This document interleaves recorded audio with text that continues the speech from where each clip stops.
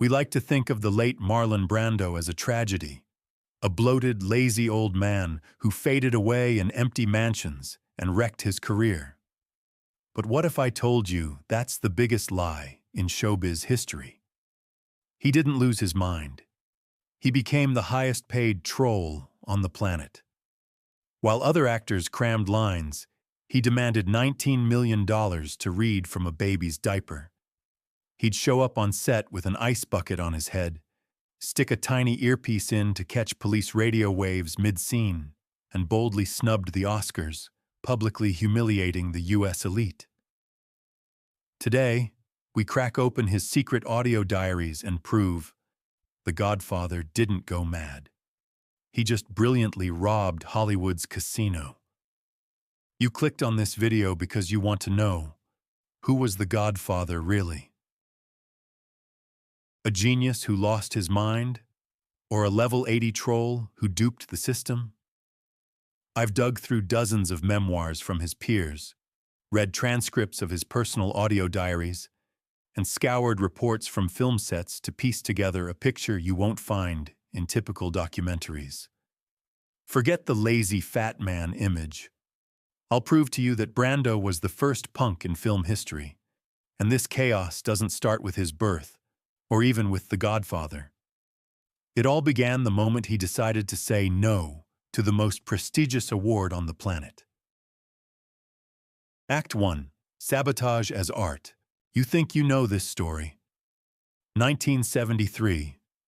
Marlon Brando wins an Oscar for playing Vito Corleone, but instead of taking the stage, he sends Native American Sachin Littlefeather to reject the award in protest of the oppression of indigenous people. That's the official version, the textbook version. But if we dig deeper, if we analyze Brando's mindset at that moment, we see something entirely different. This wasn't just political activism. It was the most sophisticated, public, and brutal act of sabotage in showbiz history. It was Brando testing the waters. Can I spit in the king's face and make him beg for more? To grasp the scale of this act, remember the context. Early 70s. Before The Godfather, Brando was considered box office poison. Studios didn't want him. He was an outcast, yesterday's news, a genius who'd lost his touch. When Francis Ford Coppola fought for him, producers thought he was crazy. Then, The Godfather hits. The film becomes a phenomenon. Brando's back on Olympus. Hollywood's a peculiar cult. They love tales of prodigal sons. They were ready to forgive him everything. His whims, his difficult nature, past failures. The 1973 ceremony was supposed to be a grand reconciliation. The industry had prepared the fatted calf to celebrate the return of prodigal Marlon. The Oscar wasn't just an award, it was a symbol. You're one of us again. We love you. Accept our love. Any other actor would crawl to that stage on their knees. Winning an Oscar after a decade in the wilderness is the pinnacle. It's validation. It's money. It's immortality. But Brando hated being loved for what he saw as a sham. He despised the idea of actors competing like racehorses. So the climactic moment arrives. Roger Moore and Liv Ullmann announce the winner. The room erupts in applause. They're waiting for Marlon. They expect the tuxedo, the smile, the tearful speech, thanks to Mom and the Academy. Instead, a petite woman in traditional Apache attire steps up. Watch the details if you rewatch the footage. Look at Roger Moore's face. He extends the statuette, a golden idol people in that room would kill for. And Sachin makes a gesture that shattered reality. She holds up her hand, a gesture of refusal. She physically pushes away Hollywood's holy grail. In that moment, the room short-circuits. Brando didn't just skip the event, like George C. Scott did a couple of years earlier. No, Brando hijacked the broadcast. He stole their show. 85 million people watched live, not Hollywood's triumph, but its humiliation. Brando made them listen about the Wounded Knee massacre, about how the film industry turns Native Americans into savages. But let's be honest, why is this sabotage, not just charity? Because Brando knew they couldn't cut him out. He was too big. If anyone else did this, their career would end on the spot. But Brando used his newfound Godfather power to punish those who gave him that power. He sat at home watching the broadcast on a small TV. Witnesses say he didn't look like a man making a political stand. He looked satisfied. Reality beat expectations. Hollywood expected gratitude got a mirror. Brando showed them, "Your award is trash. Your approval means nothing to me. I can take your most important night and turn it into a lecture on genocide, and there's nothing you can do." It was a show of strength. He said, "I don't play by your rules anymore. I'm not a commodity. I'm chaos." Many thought it was the end, that after such a slap, he'd never work in respectable films again. The audience was split between boos and applause, but everyone was shocked. People whispered, "He's lost it. He's ruined his career." But here's the paradox only Brando understood. When you break the rules so blatantly, you become bigger than the game. The next morning, he was on the front pages worldwide. Not as an actor who won a statue, but as the man who dared to say no to the system. His fees didn't drop. They soared. He proved he couldn't be controlled, making him even more desirable. He turned rejecting an award into a performance more memorable than any role that year. This was the first lesson from his career destruction playbook. If you want to be immortal, stop trying to please everyone. Make them uncomfortable. But if you think rejecting the Oscar was the peak of his rebellion, you're wrong. That was just a warm-up. Brando was just getting started. Soon he'd head to the jungles of the Philippines to film a Vietnam War movie, and there he'd create a hell that would make the Oscar stunt look like child's play. There, in the jungle, he wouldn't just reject an award. He'd reject the script, logic, and sanity. Act 2, Heart of Darkness, 1976, the Philippines. Heat so intense it melts your brain.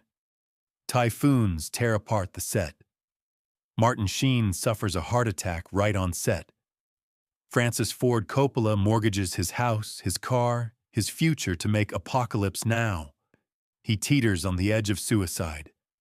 The only thing keeping him afloat is the thought of Marlon Brando. Brando is the lifeline. He's supposed to show up and play Colonel Kurtz, the perfect soldier, a disciplined Green Beret driven mad by his own grandeur, and save the film. Coppola expects a professional. He pays him an unprecedented $3.5 million for a month's work, and then Marlon arrives at camp. When Coppola sees him, he gasps, not in awe, but in horror. Out of the car steps not a Green Beret. Out comes something massive, shapeless, and heavy. Brando weighs close to 300 pounds. He's so huge he can't fit into any of the custom-made military uniforms. He can barely walk. But the worst is yet to come. With a trembling voice, Coppola asks, "You've read Joseph Conrad's Heart of Darkness, the book the film's based on, right?" Brando looks at him with his heavy, sleepy gaze and replies, "No, and I didn't read the script either. It's dumb."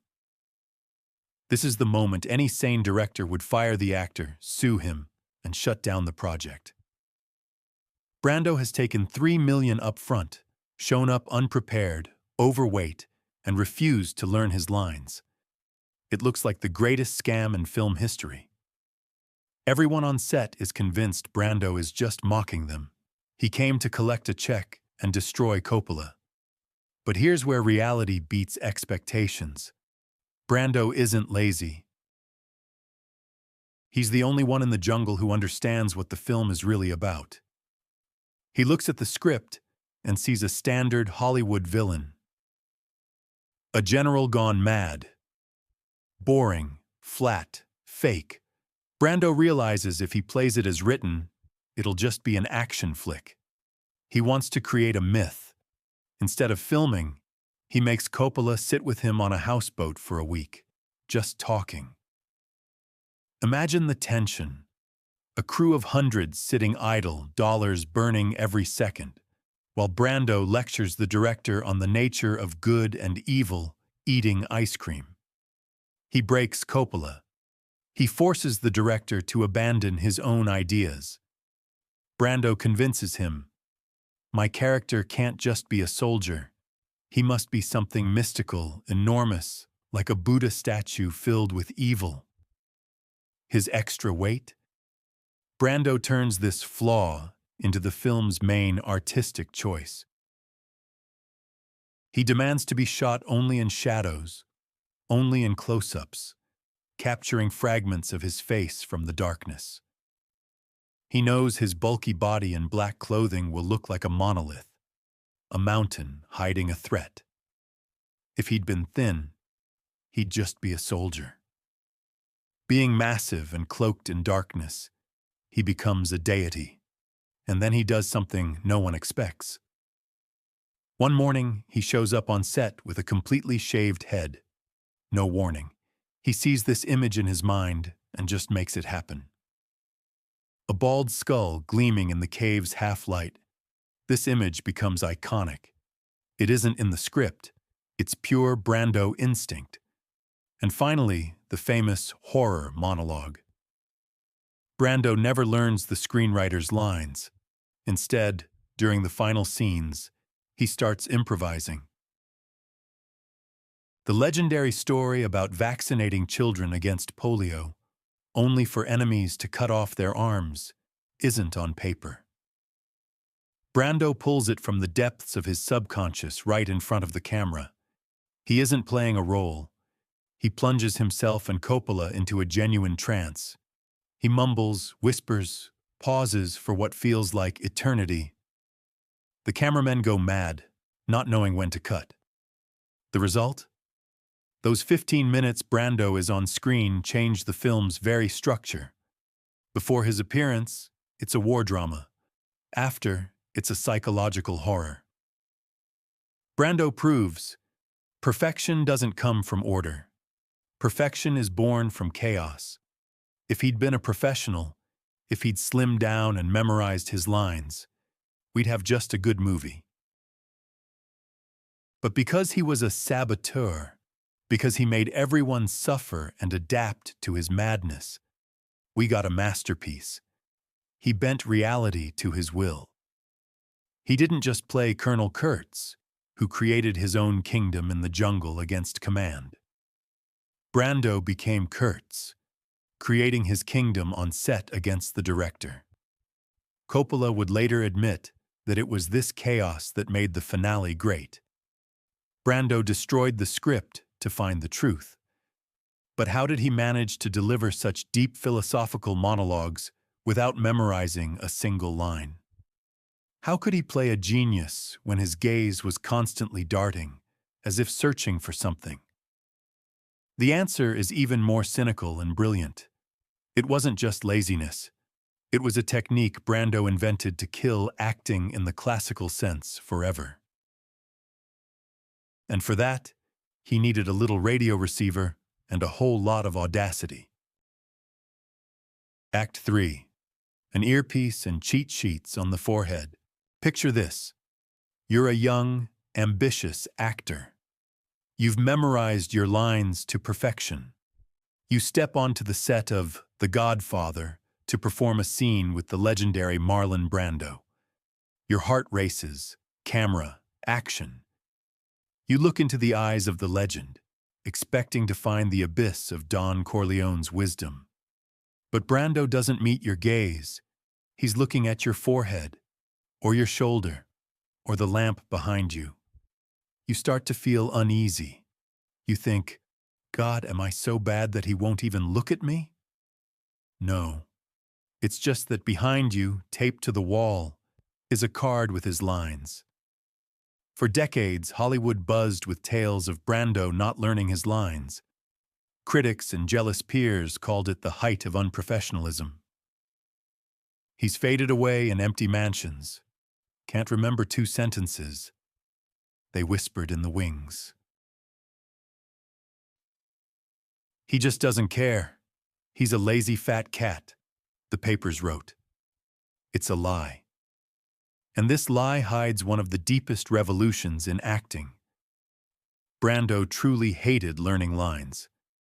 But not because he had a bad memory. He could quote Shakespeare for pages when he wanted to entertain guests at a party. He refused to learn scripts intentionally, ideologically, and on principle. His philosophy was simple and deadly. In life, we don't know what we'll say in the next second. Why should it be different in movies? Think about how we speak in reality. We search for words. We and ah. We pause to formulate thoughts. Our eyes dart as our brain hunts for the right verb. This process of searching makes speech alive. Now think of bad actors. They fire off lines like a machine gun. They know what their partner will say and have their response ready. It's not a dialogue. It's ping-pong with memorized phrases.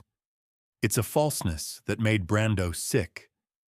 He used cheat sheets, idiot cards, as they called them on set, to hack this mechanism. By scattering text around the room, on the set, on props, on the backs of cameramen, he forced himself to read it in the moment. This created a unique physical effect. The audience saw Brando's wandering gaze, his squint as he focused on something distant. The audience thought, "Oh, look, Don Corleone is pondering a complex decision." But in reality, Marlon was trying to decipher the assistant's handwriting on a card taped to a tree. This wandering gaze became his signature move. It created the effect of absolute documentary presence. He wasn't playing a man who thinks. He was genuinely engaged in a cognitive task, right on camera. But Brando didn't stop at cards. Cards were the analog age. In later years, he moved to a cyberpunk level of sabotage. He started wearing a tiny radio receiver in his ear. The official studio line, "Mr. Brando wants to hear the director better." Reality. In the next room sat an assistant with a microphone, feeding him lines during takes. This drove his co-stars to the brink. Imagine, you're in a tragic scene, crying, shouting, and across from you stands Brando with a stone face, listening to voices in his head. But the technique worked brilliantly. The assistant would say a line. Brando heard it. His brain processed the signal, and only a split second later, he repeated it with his lips. There was a micro delay, a barely noticeable lag. This lag created the sensation that the thought was being born in his head right then. It was anti-acting. Sometimes he went even further, turning shoots into absurd experiments. There were instances when he asked to connect his earpiece not to the assistant, but to a police scanner or regular radio. Imagine a scene, a tense dialogue about the fate of the world. Brando's face suddenly twists with a strange, inappropriate but hauntingly real emotion. The director is thrilled. What complex acting? What subtext? And Brando, at that moment, just heard on the radio about firefighters putting out a cat shelter or the weather forecast. He reacted to real stimuli while inside a fictional scene. He let the randomness, the chaos of the real world seep into the sterile environment of cinema. This was his method of fighting boredom. He hated predictability. If he knew what he'd say, he was bored. And if the actor is bored, the audience will be too. Risking a blown take, looking like an idiot with an earpiece, he achieved the ultimate goal: life in dead sets. Critics saw laziness. Brando saw method. He turned his flaws, the refusal to memorize, into a tool that made his performance unreachable for those who played by the rules. He showed that in movies, as in life, it's not what you say that matters, but how you pause while searching for words. By the late 70s, he had perfected this method. He could walk onto a set, not even knowing the film's title, and deliver a genius performance just by reading from a prompter. And then he realized, if I can do this with minimal effort, why can't I get maximum pay for it? It was time to monetize this circus. Time for Superman and the deal that made Hollywood accountants weep bloody tears. Act 4, the most expensive 10 minutes in history, 1978. The film world stood on the brink of a revolution, yet no one saw it coming. Producers Alexander and Ilya Salkind aimed for the impossible, a serious, big-budget blockbuster based on a comic book. Superman. It sounds laughable now, but back then, comics were seen as kiddie trash. No self-respecting star wanted to don tights and a cape. To sell this film, the producers needed a god. They needed gravity. They needed Marlon Brando. They approached him, practically on their knees, begging him to play Jor-El, Superman's father. The role was tiny, just a few scenes at the film's start. Any other actor would have taken the standard fee and been thrilled to be in a potential hit. But Brando wasn't just an actor anymore. By then, he was the world's priciest corporate raider. He glanced at the script, smelled the producer's desperation, and planned the boldest heist in Hollywood history. He laid out terms that should have made the producers laugh him out of the room. First, $3.7 million flat fee. Second, nearly 12% of the film's total gross. Third, filming must not exceed 12 days. And the kicker, he didn't need to read the script beforehand. This wasn't a contract. It was a terrorist's ultimatum. Brando essentially said, "I'll work for $1 million a week for a role you can cut, and you'll thank me for it." And the scariest part? They agreed. But reality outdid even that. Once he got the check, Brando decided even 12 days was too much for something as silly as Superman. At the first creative meeting, he pitched director Richard Donner a brilliant idea with a straight face. Brando said, "Who knows what Kryptonians look like? Maybe they're bagels or green suitcases.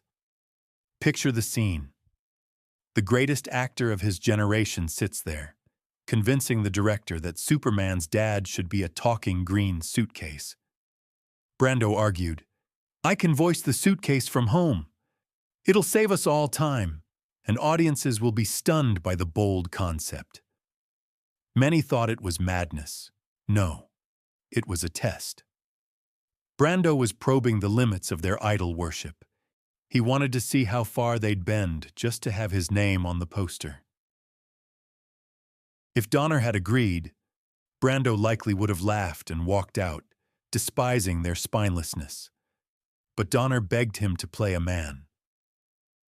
Brando sighed and agreed, but with the air of someone doing a huge favor. Filming turned into a farce. Brando refused to learn his lines, as was his principle. But this time, he outdid himself. In the scene where Jor-El places baby Kal-El in the escape pod and delivers a heartfelt farewell, the lines were written right on the baby's diaper. Look at Brando's face in the film. those tear-filled, wise eyes gazing at his son.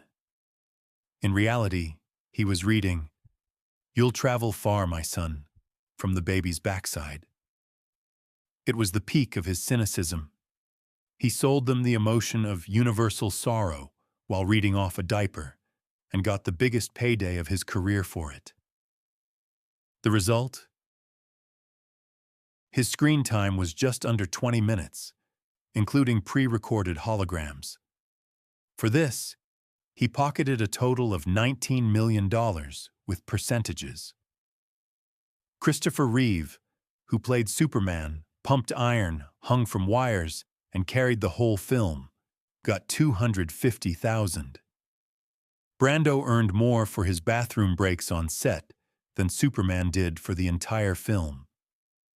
But the killer punch of this story isn't even the money. With his antics, Brando set a precedent that changed the economics of cinema. Before him, actors were hired hands. After him, they became partners. Robert Downey Jr., raking in $50 million for The Avengers, should light a candle to Marlon Brando every night. Marlon proved that a star is a brand worth more than the film itself. He showed he could scorn the material, suggest playing a suitcase, read off a diaper, and still his charisma would hold the screen so powerfully that the movie would be a hit. He won this game. But like any gambler, he needed to up the stakes. Money no longer amused him. Power over producers became routine. He needed a new thrill. And in the 90s, when his physical form finally crumbled and his indifference reached cosmic levels, he found a project that let him turn a film set into not just a payday, but a surreal horror circus. Welcome to the island of Dr. Moreau, a place where Brando stopped pretending he cared and started mocking reality outright. Act 5. Island of Beasts, 1996, Australia. A tropical hell. If filming Apocalypse Now was a tragedy-turned-masterpiece, then the island of Dr. Moreau became a farce-turned-legend. By now, Marlon Brando wasn't just a difficult actor. He was an emperor, bored out of his mind. He didn't show up on set to work. He came to see how far he could push his madness before the studio said, "Stop." Spoiler, they never did. The making of this film chronicles decay. First, they fired the visionary director Richard Stanley, who had dreamed of making this movie his whole life. They replaced him with the craftsman John Frankenheimer. Brando saw this betrayal. He saw that art was dead, leaving only business. So he decided to get even. If the studio wanted a circus, he'd be the main clown. Brando's first appearance on set left everyone in shock. He was enormous, but it wasn't about his weight. He had done his own makeup, a white face, painted lips, looking like an old Japanese geisha or a kabuki theater character. But the cherry on top was the headpiece. Brando walked onto the set with an ice bucket on his head. Yes, you heard right. A regular champagne ice bucket. He just flipped it over, plopped it on his head, and said, "I'm playing it like this." At that moment, the director should have called the medics. The producers should have halted production. But Brando had such an aura of power that no one dared. They just nodded. "Yes, Mr. Brando, the bucket is genius. It highlights, your character's coldness?" Reality beat expectations. This wasn't senility. Brando was testing them. He waited for someone to show creative guts and say, "Marlon, take off that ridiculous bucket." But they stayed silent. And the more they stayed silent, the more absurd his behavior became. But the bucket was just the beginning. The most surreal moment came when Brando met Nelson de la Rosa, the smallest man in the world at the time. Brando fell in love with him. Not in a romantic way, but like a child falls for a new, bizarre toy. He announced he was rewriting the script. Now Dr. Moreau had a mini-me. Brando demanded that Nelson wear the same clothes as him and have the same makeup. The screenwriters tore their hair out. Why? What's the point? Brando was adamant. In the end, we got some of the weirdest shots in cinema history. A giant, mountain-like Brando playing piano with a tiny double beside him. It looked like a fever dream. But for Brando, it was the pinnacle of sarcasm. He was literally showing the audience and the studio. Look, I turned your serious sci-fi thriller into a parody of itself. I created a living meme 20 years before the internet. His co-star, Val Kilmer, was also notorious for being unbearable. Everyone expected a clash of titans, but Brando didn't even bother to fight. He just destroyed Kilmer with indifference. Kilmer tried to act, argue, steal the spotlight. Brando just sat in his air-conditioned trailer, ate pizza, and only showed up on set when he felt like it. He used his famous earpiece again, but this time he took it beyond Superman.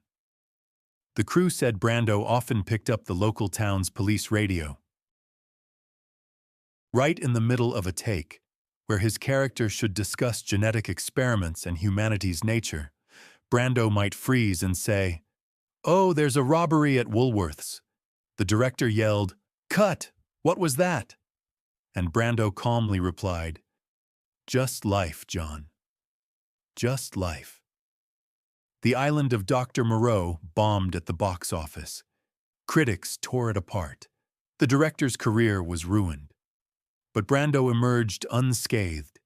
He got his millions and, more importantly, he had a blast turning an expensive Hollywood project into his personal amusement park. Many biographers call this period a fall. I call it liberation. Brando reached a point where he didn't care what anyone thought. He deconstructed cinema from the inside. He showed us that if you strip away the pomp, the magic of movies, and the serious faces, what remains is a fat guy with a bucket on his head, getting paid millions to mock everyone around him.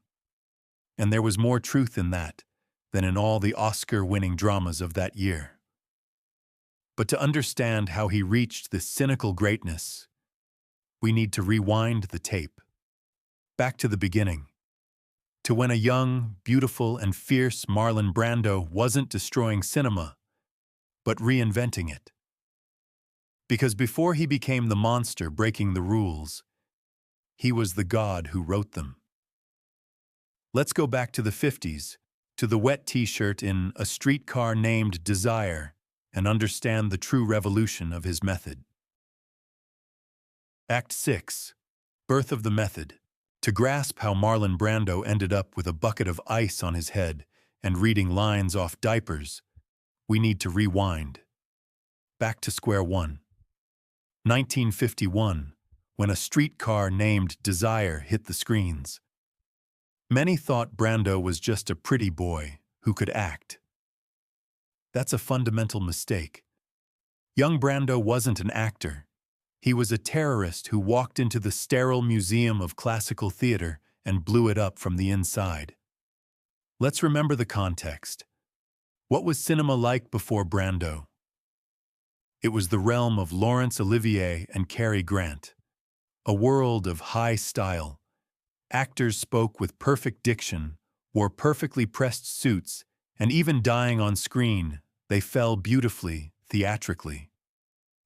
Acting was the art of declamation.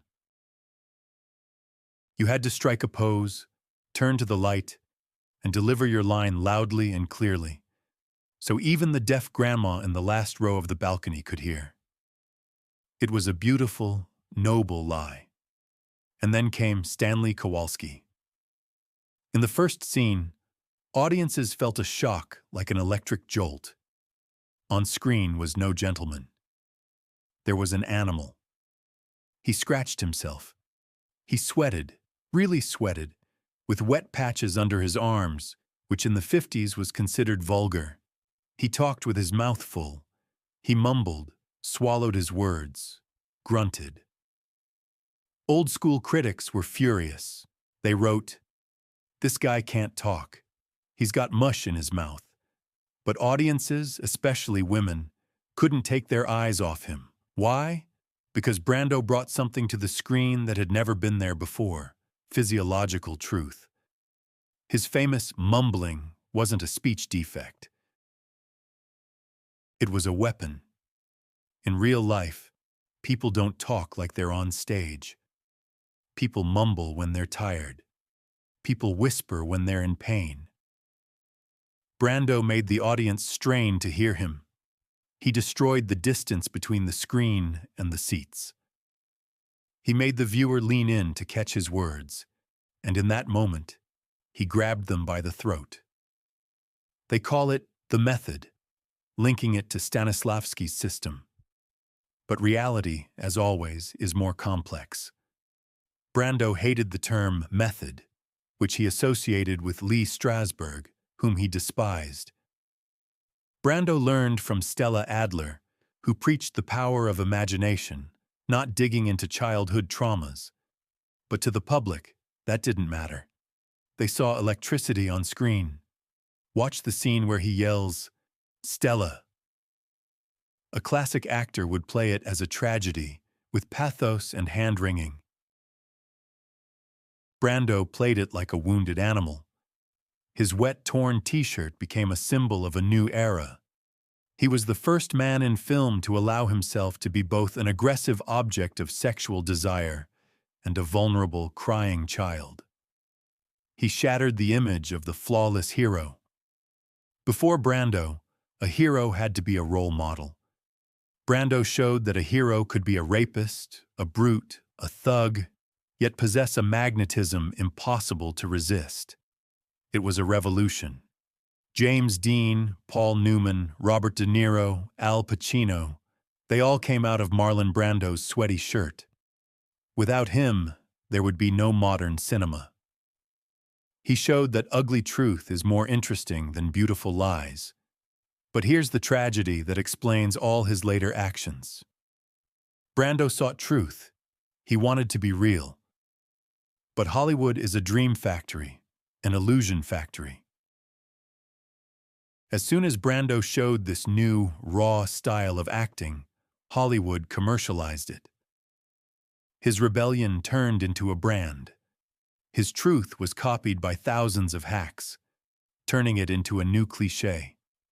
He saw how the industry digested his sincerity and spat it out as money. He realized his soul had become merchandise. People came to the movies not for truth, but to see that wild Brando. That's when, in the 50s, the cynicism was born that would bloom in the 70s and 90s. Brando understood. They don't want to understand me. They want to consume me. In his youth, he used his body and emotions to prove that cinema could be art. In his old age, he used his body and laziness to prove that cinema was prostitution. A streetcar named Desire was his gift to the world. The bucket on his head in The Island of Dr. Moreau was his revenge for how the world treated that gift. He started as a revolutionary who wanted to change the system, and ended as an anarchist who wanted to burn it down while he burned inside. But even after all that chaos, after millions of dollars, scandals, and ruined shoots, in the end, there was only one thing left: silence. And hundreds of tapes where he recorded his true voice, which no one was meant to hear. We're approaching the finale, the moment when the masks were off and only an old man remained in an empty house on Mulholland Drive. Act 7, Silence. Los Angeles, early 2000s. At the top of Mulholland Drive stands a house, more fortress than home, curtains drawn tight. Inside sits a man who was once the epitome of raw beauty and sexuality, now a prisoner of his own body. The tabloids back then were merciless. They dubbed him Jabba the Hutt. They published long lens shots through fences, savoring every fold of his flesh. The world was convinced. Marlon Brando had lost his mind. A broken, lonely old man, living out his days clinging to a fridge and an oxygen tank, hating the world. It was the expected picture. Titans fall, a tragedy that sells papers, but the reality behind those walls was something else entirely. There was no madness. There was a relentless, painful, and profound work of thought, revealed only after his death. When Brando died in 2004, he left behind more than debts and a tangled will. He left hundreds of tapes. Turns out, for decades, Marlon Brando kept an audio diary. But these weren't notes on what I had for breakfast. This was the longest and most honest role of his life. On these tapes, there's no Godfather, no diva star, just a quiet, soft voice of a man trying to understand who he is and why he's here. He used self-hypnosis. On the recordings, he often speaks to himself in the third person. Listen to me, Marlon. Relax. You're just part of the universe. He was his own therapist, the father he never had, and the only audience he respected. These recordings flip our perception of his laziness and sabotage. We thought he despised acting because he considered it beneath him. The tapes reveal the truth. He despised acting because it reminded him of his childhood. He admits he learned to act not to win an Oscar. He learned to act to survive. His mother was a shadow of despair he constantly dragged out of bars. His father, a cruel tyrant. Little Marlon learned to switch masks, adapt to his father's moods, play the good boy or the fool, to avoid beatings or calm his mother. Acting is survival, he whispers on one of the tapes. We're all actors. You act so you don't get hit. You act so you're loved. This is the final, most powerful thought. Brando didn't destroy his career out of arrogance. He dismantled it because it was built on his childhood trauma. Every time a director yelled, "Action!" Brando reverted to a scared child who had to lie to avoid punishment.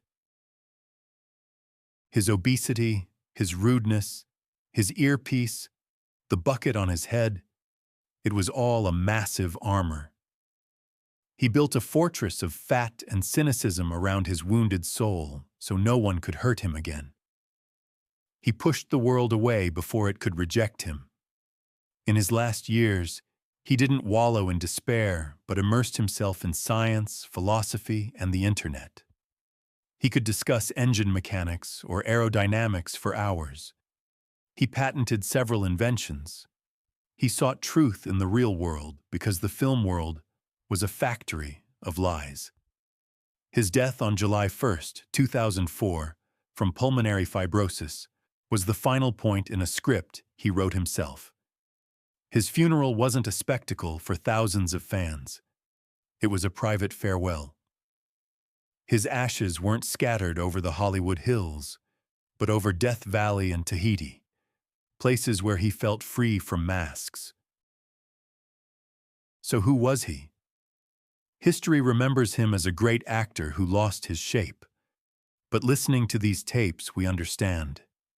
He was a great thinker who accidentally became an actor. He beat the system in the most paradoxical way. Hollywood bought his face, his voice, his talent, but Hollywood never bought his soul. He hid it. He preserved it on magnetic tapes, in the silence of his empty house. He proved you could be the most famous person on the planet and still remain an enigma. He turned his life into a performance where the audience saw only what he chose to show: a clown, a monster, a capricious genius. The real Marlon he kept for himself. And in that silence, in this final act of departure, lies his greatest victory. He didn't become immortal through films. Films age. Film fades. He became immortal because he turned his life into an unsolvable equation that we are still trying to figure out. He left on his own terms, without a script, without a director, and finally, without pain. So what do we see when we look at this life in its entirety, without the edits and censorship? We've been conditioned to view Marlon Brando's story as a tragedy of wasted potential, a genius who traded his gift for fleeting pleasures and scandals. But that's the system's perspective. The view of those who think life's purpose is to be a convenient cog and generate profit for the studio. Reality smacks those expectations down hard. Brando's story isn't one of defeat. It's a tale of absolute terrifying victory. He beat Hollywood at its own game. He took their money but never gave them his soul. He turned his flaws, laziness, extra weight, a difficult nature, into the most valuable assets in the industry. He made the world dance to his tune, even when he just sat silent with a bucket on his head. He was cinema's first punk rocker, proving that if you're bold enough to be real, the world will forgive you anything, even if that realness looks ugly. The Godfather didn't destroy his career. He simply outgrew it. He realized life is too short to waste memorizing someone else's words. And that's his main lesson for us.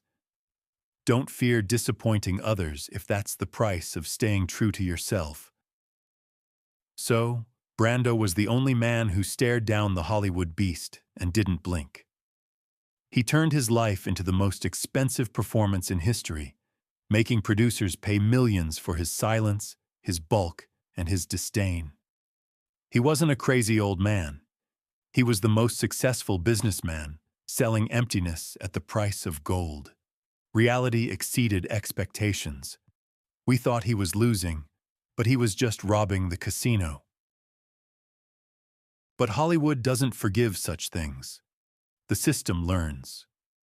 And after Brando, they created mechanisms to ensure no actor ever gained such power again. They replaced personalities with franchises.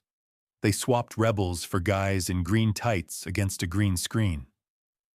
How exactly did the industry retaliate for the humiliation Brando inflicted? And why is the emergence of a new Marlon physically impossible today? I've unearthed documents showing how studios now control stars' lives down to their DNA. If you think actors are free, you're sorely mistaken.